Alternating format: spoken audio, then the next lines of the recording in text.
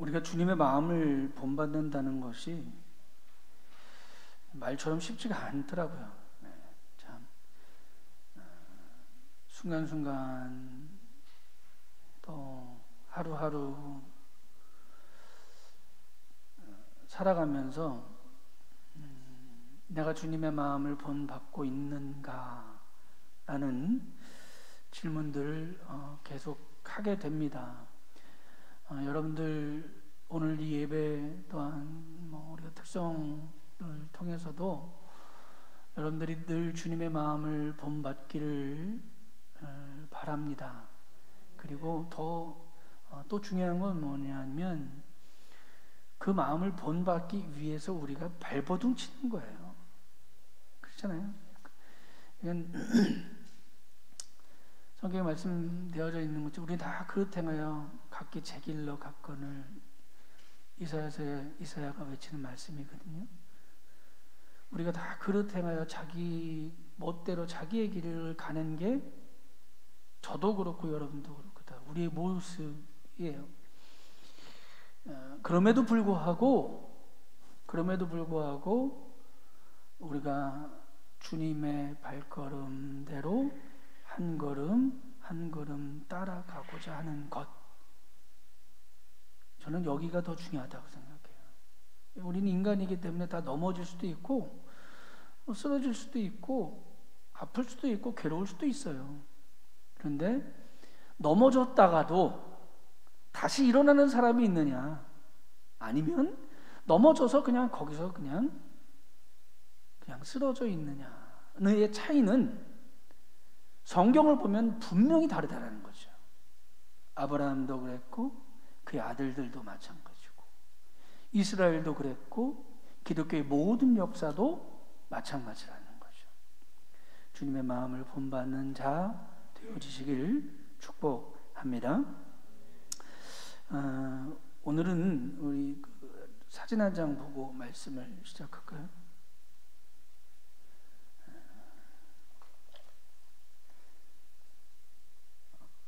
제가 설교 원고를 잘못까지 올라왔어요. 조금 수정한 것이 있는데 오늘 이 사진은 제가 이제 뉴스를 이렇게 보다가 한 장을 캡처한 건데, 한 일본의 여인이 이제 자기 추억을 되살려 보려고 구글이라고 하는 이제 인터넷 핸드폰 프로그램이 있거든요. 구글 지도를 이렇게 보다가 딱 봤는데 자기 옛날 집 사진을 이렇게 본 거거든요. 근데 이렇게 보니까 저기 사진에 빨간색으로 이렇게 동그랗게 되어져 있는 부분이 그 여인의 아버지래요. 그 왼쪽 이쪽이요. 네. 그 아버지 사진이, 이 아버지가 7년 전에 돌아가셨는데 이 아버지가 문 대문 앞에서 이렇게 누군가를 기다리는 거예요. 근데 이쪽 면을 보시면 더 조그맣게 사람이 보이잖아요. 이게 누구냐면 자기 엄마야. 자기 엄마가 이제 시장을 갔다 왔든지 어디를 갔다 오는 거겠죠.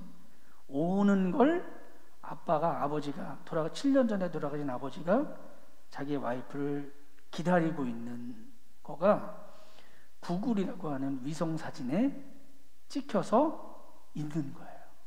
이 여인이 이걸 발견하고 너무 좋아가지고 자기의 이제 그 글에 페이스북이나 그런 개인 SNS에 올려놓은 글을 제가 봤어요.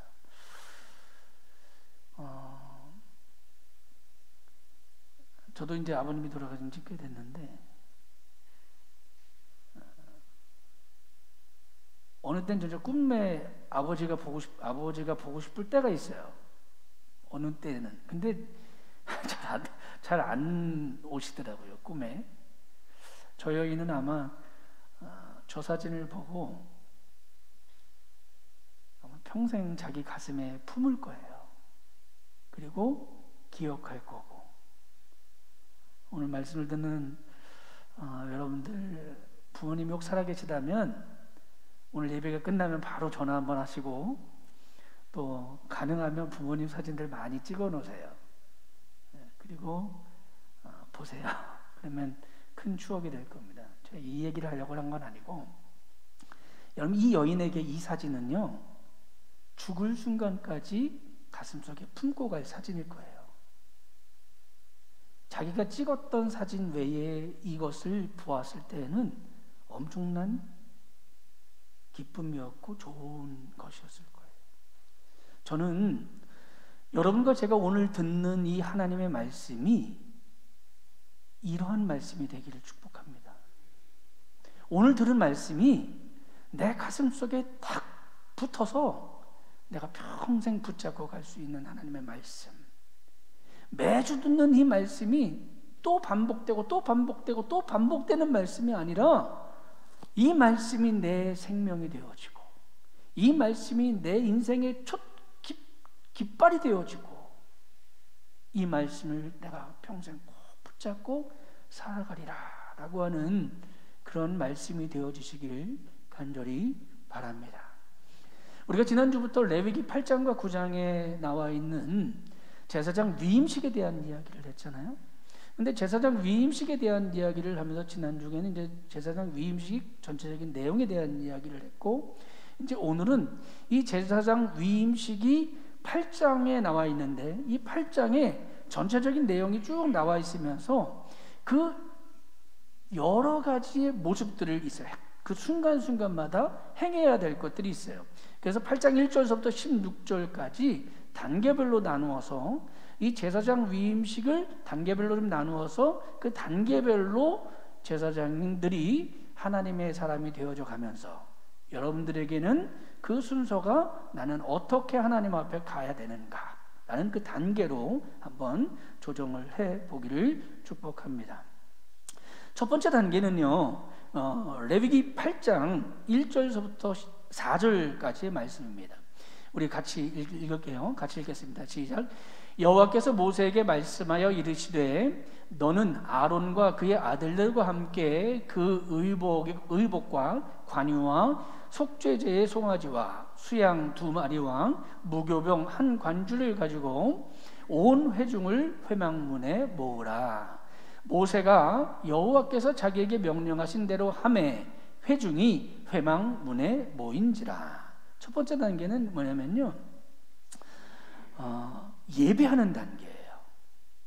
여러분, 이스라엘 민족은 모든 일을 하기 전에 반드시 하는 것이 있는데 그것이 바로 예배예요. 근데 우리는, 저와 여러분은요, 어떤 일을 할 때에, 어떤 것을 결정할 때에, 그리고 그것을 실행할 때에 여러분 예배를 드린다라고 하는 것을 생각하십니까? 예배는 주일날 11시에 이렇게 드려지는 것. 예배는 우리가 이제 코로나 때문에 못하고 있지만 수요 예배를 드리는 것, 속회 예배를 드리는 것, 이런 것들로만 생각할 때가 많다라는 거예요. 그런데 성경의 역사는 늘 뭐라고 이야기하냐면 우리가, 이스라엘 모든 백성이, 예수 믿는 우리가 어떤 일을 하든지 간에 그 시작은 반드시 예배로 시작돼야 된다라고 말씀하고 있어요. 여러분 가정에 어떤 일을 실행하시든지 간에, 여러분 개인이 어떤 일을 행하시든지 간에 여러분 반드시 하나님 앞에 예배로 그 시작을 알려주시길 바랍니다. 이 본문 중에 4절 말씀이 좀 중요한데 4절 제가 다시 한번 읽겠습니다. 모세가 여호와께서 자기에게 명령하신 대로 하매 회중이 회막문에 모인지라. 여기에서 모세가 여호와께서 자기에게 명령하신 대로 했다라고 하는 이 대목이 중요해요. 이 구절로 인해서 단계가 조정이 돼요. 그리고 이 구절이, 똑같은 이 구절이 여호와께서 자기에게 명령하신 대로 했다라고 하는 이 내용이 7번 나와요. 그래서 총 7단계의 위임식이 이루어지는 거예요.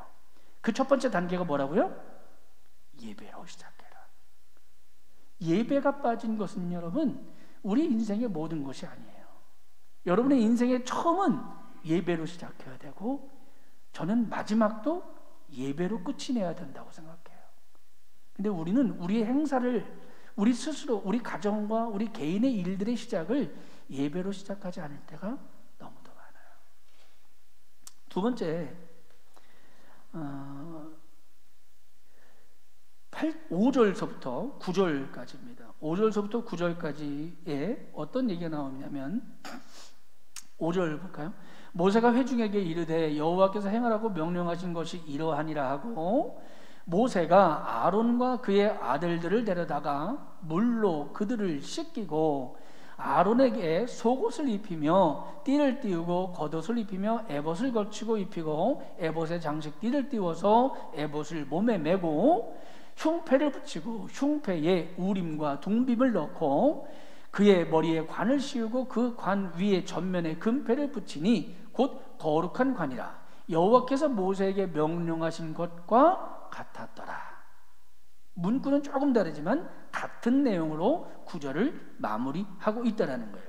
이 구절에 나와 있는 이 이야기는 5절부터 9절까지 나와 있는 두 번째 단계가 뭐냐면 여러분 씻기고 입히는 단계예요. 자, 예배를 드리고 우리가 두 번째로 해야 될 것은 뭐냐면 우리의 영을 하나님 앞에 씻는 단계가 필요해요. 무슨 얘기냐면 이런 거거든요. 여러분들 스스로가 매일매일 하나님 앞에 하루를 시작할 때 여러분의 영을 점검하느냐라는 얘기예요.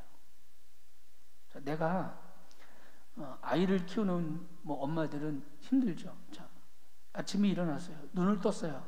새벽에 신랑 가기 전에 눈을 뜨든지 아니면 눈을 떴어요. 눈을 뜨면 아이들은 자고 있을 수도 있고 일어나서 번쩍하게 막 뛰어놀 수도 있어요. 남편은 회사 갈 준비를 하고 있겠죠. 그런 순간에 나는 내 하루를 점검하고 있냐라는 얘기예요. 그 번잡한 시간에. 남자들도 마찬가지죠. 일어나서 내가 눈을 뜬 그 순간에 내가 내 영을 점검하고 있냐라는 얘기예요. 여러분 새벽 제단이 중요한 이유가 뭐냐면 여기에 있는 거예요. 새벽 제단은 단순히 나와서 말씀을 듣고 기도 열심히 하고 돌아가는 것 이게 새벽 제단이 아니에요. 이거는 아주 부수적인 거죠.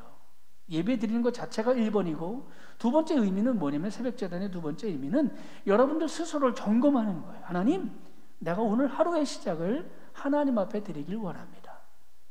하나님, 내가 오늘 하루는 이렇게 살아가기를 원합니다. 그래서 새벽 제단이 중요한 거예요. 여러분 스스로 여러분만의 새벽 제단을 한번 쌓아가 보시길 바랍니다. 이 씻고라는 단어는 그렇고요. 이제 의복을 입히거든요. 제사장 의복을 입히는데 이 의복은 이제 저도 이제 강단에 올라갈 때 이제 가운을 입잖아요. 요즘은 이제 예배가 많이 자유로워져서 이 가운과 스토를 하지 않는 분들도 많아요. 하는 것이 맞고 안 하는 것이 틀리다라는 얘기를 하는 건 아닙니다. 근데 저도 이제 어느 순간에는 이 가운과 스토를 벗고 예배 드릴 수도 있죠. 저도 그럴 수도 있기 때문에 옳고 그러다라는 얘기는 아니에요. 그런데 지금까지 저의 개념은 아직까지는 그래도 가운과 스토를 하고 절기대로 이걸 스토리라고 하거든요. 스토를 절기대로 색깔을 맞춰서 앞에 있는 강대선과 맞춰서 하는 거죠. 근데 그냥 이거 보여주려고 제가 입고 나오는 건 아니에요. 제가 제사장의 대리인이다라고 하는 것을 설명하려고 입는 게 아니에요. 제가 거룩해 보이려고 입는 것도 아니에요. 저는 이 가운을 입을 때 목사 안수를 받으면서 감독님이 이제 가운을 입고 나가면 감독님이 스토를 이렇게 넘겨주셔요. 넘겨주실 때 이제 처음 빨간색 스토를 경비원의 감독님이 이렇게 넘겨주시거든요. 그러면 그 뜻은 내가 이제 감독인 내가 목사의 권위를 하나님께 받은 목사의 권위와 지식을 내가 당신에게 넘겨줍니다. 이제는 그거를 당신이 받으십시오라고 하는 게 의미예요. 은퇴할 땐 반대예요. 저도 이제 70이 넘으면 은퇴를 하겠지만 은퇴를 할 때는 제가 빨간 스토를 하고 가면 감독님이 이거를 베껴요. 그동안 수고하셨습니다. 라고 이걸 베껴요. 그리고 당신의 짐을 내려놓으십시오. 라고 하는 게 이제 은퇴식의 의미예요. 저는 이 목사 안수를 받으면서 가운을 주일 예배 때 한 번도 벗지는 않았는데 그거에 전 다른 게 아니라 하나님, 나의 삶에, 나의 인생에 거짓된 것도 있고 실수하는 것도 있고 죄된 것들도 있거든요. 저도. 근데 우리가 레위기를 보아서 알지만 죄된 모습, 악한 모습, 거짓된 모습 가지고 이 제단에 올라오면 안 돼요. 이게 성경의 말씀이에요. 이게 제 믿음이고요. 근데 우리 인간이잖아. 그래서 저도 실수하고 어느 때 막 분을 내고 짜증낼 수도 있고 남을 미워할 때도 있고요. 그래요. 그랬던 내가 하나님 앞에 제단에 올라오는데 그 죄된 내 모습 그대로 올라올 수가 없어서 이 가운을 입는 거예요. 하나님, 당신의 옷으로 내 허물을 사하여 주시옵소서. 당신의 의로 나를 가리워 주시옵소서. 그래서 내가 당단에 올라가서 말씀을 선포할 때는 이 말씀 그대로, 내 말이 아니라 하나님의 말씀 그대로를 전하는 사람이 되게 주세요라고 제 믿음이에요. 제 믿음으로 가운을 입고 올라오는 거예요. 여러분, 저는 이 가운이 저만의 것이라고 생각하지 않습니다. 오늘 예배드리러 오는 여러분들도 가정에서 설마 가정에 잠자다가 일어난 옷 그대로 오신 거 아니실 거죠. 지난주에 저희가 매주 말씀을 드리지만 가정에서 가정의 예배를 드리고 있는 여러분들 절대 아침에 일어난 그대로 모습으로 예배 드리지 마세요. 나 혼자 예배 드리는데 그게 무슨 상관이에요? 상관없을 수도 있어요. 근데 그 예배에 누가 함께 하십니까? 하나님이 함께 하시잖아요. 근데 어떻게 머리도 안 빗고 세수하고 눈곱도 띄지 않고 준비되지도 않은 그 상황에서 그냥 핸드폰 하나만 들고, 여러분 그건 시청이에요. 시청. 관람이에요. 관람. 예배는 절대 시청이나 관람이 아니에요. 나를 드리는 거죠. 여러분도 똑같이 여러분의 성의를 입어야 돼요. 준비되고 예비된 옷을, 준비된 모습을 하나님 앞에 드려야 되는 거예요. 여러분, 근데 이 예복을, 이 성경의 이 예복을 출애굽기 39장을 보시면요, 창세기 29장에도 이 의복을 만드는 것을 몇 단계로 나눠놨냐면 7단계로 나눠놨어요. 이게 의복이 중요한 의미거든요. 그냥 만들어서 입으면 되는 것이 아니라 그 의복에, 제가 이제 다음에 출애굽기 30장 가지고 이 의복에 대한 이야기를 다음에 하긴 하겠지만, 그만큼 이 의복을 만들고 그 의복을 만드는 단계를 7단계로 나누어 놓은 것은 그만한 이유가 있기 때문에 그러는 거예요. 여러분도 성령의 의복을 입으시기를 축원합니다. 그리고 예배를 드리세요. 그리고 이 땅을 살아가세요. 나는 그리스도의 사람입니다라고. 지난주에 제가 이사야의 이야기를 했던 것처럼 당신의 그 숯불이 나의 지저분한 더러운 입술을 찢었을 때 주여 날 당신의 일꾼으로 써주소서라고 고백했던 이사야의 고백이 오늘 저와 여러분에게도 나타나기를 간절히 바랍니다. 이 출애굽기 39장은 제가 다음주가 아니라 다음에 정확한 이 의복을 만드는 과정 7단계 이거에 대해서 좀 이야기하겠습니다. 그러나 조금 더 짚고 넘어가야 될 것은 뭐냐면요, 그럼 왜 7번인가? 제사장 위임식도 7번에 나눠서 이야기하고 있고, 의복을 만드는 것도 7번에 나누어져 있고요. 우리가 나중에 보겠지만 성막을 만드는 것도 7번으로 나눠져 있어요. 여긴 의미가 있다라는 거죠. 왜 그럴까? 우리 다음 주에는 이제 이 제사장 위임식의 참된 의미에 대한 이야기를 마지막으로 할 건데, 그때 좀 더 이야기는 하겠지만 7번을 계속 반복하는 것은 뭐냐면, 여러분, 우리의 인생이, 저와 여러분의 인생이 여러분 단순하기 때문에 그래요. 한 번 이야기하면 듣습니까? 두 번 이야기하면 바뀌어요? 세 번 이야기하면 혹시 바뀌십니까? 저는 쉽지가 않더라고요. 어떤 분이 그런 말을 했어요. 누구나 한 번의 열정을 가지고는 살아갈 수 있습니다. 한 번의 열정을 가지고는 살아갈 수 있대요. 그런데 그 열정을 평생 가지고 살아가는 사람은 드물답니다. 저도 그 이야기를 듣고 좀 이렇게 생각을 해봤어요. 세상에 성공했다라고 하는 사람들은 여러분 열정을 품고 있더라고요. 뜨거운 열정을. 자기가 하는 일에 대한 성취도도 있고 무엇을 분명히 해야겠다라고 하는 생각이 품고 있더라고요. 그런데 그것을 품고 그냥 한번 품고 있는 사람과 그것을 매번 반복해서 생각하고 계획하고 준비하고 실행하고 또 안 되면 다시 한번 준비하고 실행하고 또 실패해도 다시 한번 일어나서 그 열정을 품는 사람의 결과는 어마어마하게 다르더라고요. 하나님께서 똑같은 이야기를 지금 7번을 반복해서 말씀하시는 이유는 바로 저는 여기에 있다라고 하는 거예요. 여러분, 하나님 앞에 여러분 혹 잃어버릴지라도 여러분이 하나님 앞에 다시 한번 그것을 회복할 수 있기를 간절히 바랍니다.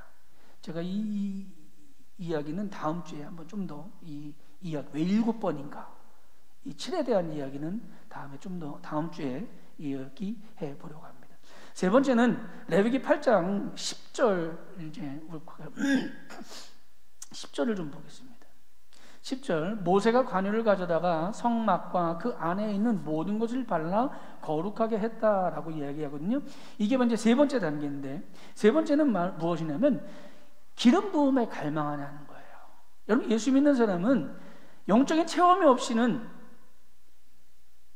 신앙생활하기가 힘들어요. 막연한 것을 가지고 신앙생활을 하면요 반드시 넘어져요. 오늘 예배를 드리는 여러분들 혹은 믿음의 우리 앞에 서신 우리 장로님들이라든가 권사님들 보시면 말씀을 이제 신앙의 간증을 들어보면 어마어마해요. 어마어마해요. 정말 신앙생활을 하시면서 성령의 체험과 하나님의 믿음의 체험, 역사의 체험을 책 한 권들은 다 쓰실 수 있을 거예요. 그러니까 60이 돼도 70이 돼도 80이 돼도 돌아가실 그 순간까지 하나님을 섬기는 거예요. 이게 뭐냐면 기름 부음이에요. 이게 성령의 체험이에요. 저는 우리 장천교회가 이 성령의 체험이 있어야 된다고 분명히 믿습니다. 빨리 코로나가 끝나서 금요철회를 좀 했으면 좋겠어요. 뜨겁게 찬양하고 기도하고 성령께서 오셔서 우리에게 임재해 주시는 그 임재를 기도 중에 만날 수밖에 없잖아요. 삶 중에 만나면 더 좋긴 하지만 여러분들 이 성령의 기름 부음이 여러분 안에 있어질 수 있기를 간절히 바랍니다. 거룩함이라고 하는 것은 이 기름 부음이라고 하는 것은 여러분 단순히 목회자만 되어서는 안 돼요. 제가 성막에 대한 이야기를 이제 혹시 할 기회가 있으면 촛대에 대한 이야기를 한번 하려고 하거든요. 여러분 촛대를 만드는 모양을 보면 촛대는 두 가지가 중요해요. 첫 번째는 한 덩어리로 촛대의 큰 핵심입니다. 한 덩어리로. 그리고 끊어서 치는 것이 아니라 망치로 계속 두들겨서 하나로 만들어내는 거예요. 이 무슨 의미가 있냐면 그리고 이 촛대는 절대 꺼뜨리면 안 돼요. 촛대의 불은요 항상 켜놔야 돼요. 그리고 이 불이 모든 불의 시작이 되는 거예요. 기름 부음이라고 하는 것은 여러분 목회자에게만 어떤 장로님에게만 딱 성령이 충만하고 개인에게만 성령이 충만하고 끝나는 것이 아니라 모든 성도가 우리 교회 모든 성도가 연결되어져서 기름이 돌아야 되는 거예요. 그리고 불이 붙어 있어야 되는 거예요. 항상 그래서 이거 성경은 이불은 절대 꺼뜨리지 말라라고 말하는 거예요. 여러분에게 이와 같은 불이 있어질 수 있기를 간절히 바랍니다. 네 번째는 14절서부터 좀 보려고 하는데 14절서부터 17절까지입니다. 우리 같이 한번 가정에서도 봉독하시기 바랍니다. 같이 합니다. 시작. 모세가 또 속죄제의 숫송아지를 끌어오고 아론과 그의 아들들이 그 속죄제의 숫송아지 머리에 안수하매 모세가 잡고 그 피를 가져다가 손가락으로 그 피를 제단의 네 귀퉁이 뿔에 발라 제단을 깨끗하게 하고 그 피는 제단 밑에 쏟아 제단을 속하여 거룩하게 하고 또 내장에 덮인 모든 기름과 간 껍불과 두 콩팥과 그 기름을 가져다가 모세가 제단 위에 불사르고 그 수송아지 곧 그 가죽과 고기와 똥은 진영 밖에서 불살랐으니 여호와께서 모세에게 명령하심과 같았더라. 아멘. 네 번째 단계는 여러분 죄를 속하는 단계예요. 이 죄를 속하는 단계가 여러분과 저의 삶에 반드시 있어야 돼요. 믿으십니까? 믿으십니까? 그런데 이 네 번째 단계가 어찌 보면 제사장 위임식의 핵심이에요. 뭐 다른 것도 다 있지만 이 이야기는 제가 다음 주에 요 이야기, 죄의 속죄에 대한, 죄의 용서에 대한 이야기를 마태복음과 연결해서 이 이야기만을 다음 주에는 설교를 할 거예요. 요거는 다음 주에, 그러니까 요거는 넘어가고 반드시 우리에게 어떤 단계가 있어야 된다? 죄를 속하는 단계가 있어야 된다. 죄를 속한다는 건 내 죄도 속함을 받지만 다른 이의 죄도 용서하는 것이 반드시 있어야 된다. 다섯 번째입니다. 다섯 번째는 18절에서부터 21절까지 말씀입니다. 18절에서 21절 우리 같이 읽겠습니다. 또 번제의 수양을 드릴새 아론과 그의 아들들이 그 수양의 머리에 안수하매 모세가 잡아 그 피를 제단 사방에 뿌리고 그 수양의 각을 뜨고 모세가 그 머리와 각 뜬 것과 기름을 불사르고 물로 내장과 정강이를 씻고 모세가 그 수양의 전부를 제단 위에 불사르니 이는 향기로운 냄새를 위하여 드리는 번제로 여호와께 드리는 화제라. 여호와께서 모세에게 명령하신 것과 같았더라. 같은 말로 반복해서 마무리를 짓습니다. 다섯 번째는 여러분 헌신과 희생의 단계예요. 제사장이 된다라고 하는 건, 이 제사장이 된다라고 하는 것은 큰 전제가 있죠. 여러분과 제가 어떤 제사장이 되는 겁니까? 왕 같은 제사장들이 되는 거예요. 이 전제에 드려지는 겁니다. 이 단계에는 반드시 희생과 헌신이 있어야 돼요. 자, 여러분의 삶에 헌신이 있습니까? 여러분들의 삶에 희생이 있습니까? 있겠죠. 왜 없겠습니까?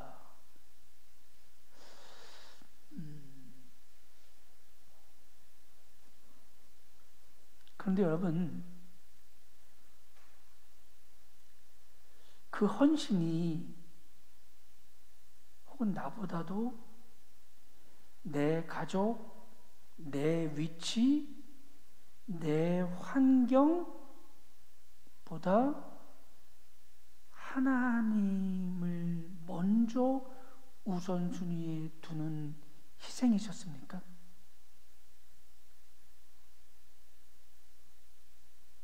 우리가 희생을 얘기하고 헌신을 얘기하지만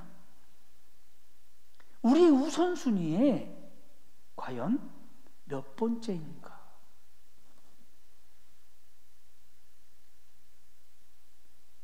헌신을 하고 희생을 하기는 하죠. 그런데 하나님 여기까지는 내 몫이에요. 하나님 여기까지는 내 자녀의 몫이에요. 하나님 여기까지만 해도 나 대단한 거잖아요. 라고 헌신하고 희생할 때가 있다는 거죠. 뭐 저도라고 해서 자유로운 건 아니죠. 저도 마찬가지고. 그런데 희생이라고 하는 것은 여러분, 헌신이라고 하는 것은 여러분, 내 것 다 빼고 나머지의 것을 하는 것을 헌신이라고 하지는 않잖아요. 희생이라고 하지 않잖아요. 어느 사람이 길을 가다가 아이가 차를 치려고 해요. 그러면 내가 확 뛰어가서 그 아이를 밀어내든지 감싸 안든지 내 생명을 내어놓고 그 아이를 구하는 것을 희생이라고 하지요. 그렇잖아요. 나는 살고 나도 살고 당신도 살고 할 수 있으면 좋지만 그렇지 못하는 것을 희생이라고 얘기하지는 않죠.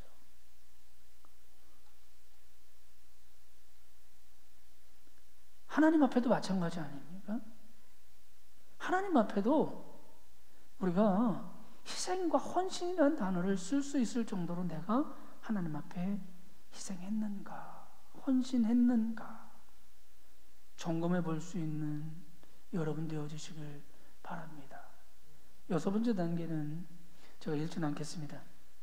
22절서부터 29절까지의 말씀인데 29절도 마찬가지 여호와의 명령하신 대로 행했더라 라고 하는 말씀으로 29절 마무리를 짓습니다. 모세에게 명령하심과 같았더라 라는 것으로. 이 말씀 중에 우리가 좀 보아야 될 말씀은 그 중간에 오늘 본문입니다. 오른쪽 수양을 잡아, 위임식의 수양을 잡아 그 피를 오른쪽 귓뿌리와 오른쪽 엄지 손가락과 오른쪽 엄지 발가락에 발라요. 여러분, 이거는 전체를 의미하는 거예요. 이제 좀 그 성경에 이 오른쪽에 대한 이야기를 좀 이해하셔야 되는데, 이스라엘 문화의 이스라엘 사상에는 오른손잡이가 정답이에요. 왼손잡이는 아웃사이드예요. 이 사람들은 좀 이상한 사람들이야. 그래서 왼손잡이는요 성경에 거의 나타나지 않아요. 그죠? 그래서 사사기에도 왼손잡이 한 명만 나오죠. 오직 나머지는 다 오른손잡이에요. 그러니까 오른쪽으로 바른다라고 하는 것은 자신의 모든 것을 하나님 앞에 드립니다라고 하는 거예요. 이게 헌신 다음에 나와요. 헌신의 이야기 다음에 이 이야기가 나와요. 오른쪽 귓뿌리와 오른쪽 엄지 손가락과 오른쪽 발가락. 헌신은 이런 거라는 거죠. 드림의 단계. 여러분의 삶도 이와 같은 순서가 되어질 수 있기를 바랍니다. 마태복음 5장에 보면, 마태복음 5장 산상수훈에 보면 유혹에 대한 이야기 나오거든요. 근데 이 유혹이 눈으로 보고, 귀로 듣고, 눈으로 보고, 손으로 만지고, 발로 가는 거예요. 그래서 이 유혹을 받았을 때 차라리 눈을 어떻게 하면, 오른쪽 눈을 어떻게 하고 빼버리고 어디로 가라? 천국에 가라. 오른손이 그랬으면 오른손을 찍어내어 버리고, 오른발이 그랬으면 오른발을 찍어내어 버리고 차라리 천국에 가라 라고 말씀하셨죠. 같은 맥락의 말씀이에요. 너희가 어느 일부분만 가지고 붙잡고 지금 천국을 이야기할 것이 아니라, 하나님의 나라를 이야기할 것이 아니라, 헌신을 이야기할 것이 아니라, 너희 가지고 있는 모든 것들을 다 버릴지언정 나 여호와의 말씀을 붙잡으라 라고 하는 것이 하나님의 말씀이에요. 그리고 그 마지막에 7번째 이야기는 뭘 얘기하고 있냐면 30절서부터 36절까지인데 제가 30절만 읽겠습니다. 30절. 모세가 관유와 그 제단 위에 피를 가져다가 아론과 그의 옷과 그 아들들과 그의 아들들의 옷에 뿌렸다라고 했어요. 무엇을 뿌리냐면 피를 뿌리는 거예요. 이 단계가 중요하죠. 모든 것을 다 헌신하고 모든 것을 약속하고 그리고 나서 그리스도 예수의 피로 말미암아 내가 이제는 온전한 거룩을 이루었습니다라고 하는 마지막 단계예요. 이 마지막 단계에도 더 중요한 게 있는데 그게 뭐냐면 바로 7번 반복해서 하시는 말씀이에요. 여호와께서 모세를 통하여 명령하신 이 모든 일을 준행하였다라고 하는 이 이야기가 중요한 거예요. 여러분, 우리의 삶은 앞에 것들 다 잊어먹을 수도 있어요. 어느 때는 앞에 못할 수도 있어요. 첫 번째 단계도 못할 수 있고 두 번째 단계도 못할 수도 있어요. 세 번째 단계도 못할 수도 있어요. 사람이다 보니까 잃어버릴 수도 있고 내가 온전한 희생을 다 못할 수도 있어요. 그래도 하나님은 괜찮으시대요. 놀랍지 않으십니까? 하나님 여태까지 7번에 얘기를 하면서 완벽하게 너희는 하나님 앞에 드려야 돼. 너희는 완전하게 하나님 앞에 헌신해야 돼. 너희는 완전하게 하나님 앞에 깨끗함을 받아야 돼 라고 이야기하셨는데 그 마지막에선 무엇라고 이야기하냐면 그래도 괜찮아. 못해도 괜찮아. 내가 내 피로 말미암아 그것들을 다 대신할 거야. 그래서 이 땅에 예수님을 보내주신 거예요. 그분이 피를 흘리신 거예요. 괜찮대요. 내가 부족해도, 내가 연약해도, 내가 자격이 없어도 예수님은 괜찮대요. 내가 너희를 위하여 대신 피 흘릴 거야. 그리고 너희 옷에 그 피를 바를 거야. 오늘 이 시간 저와 여러분 하나님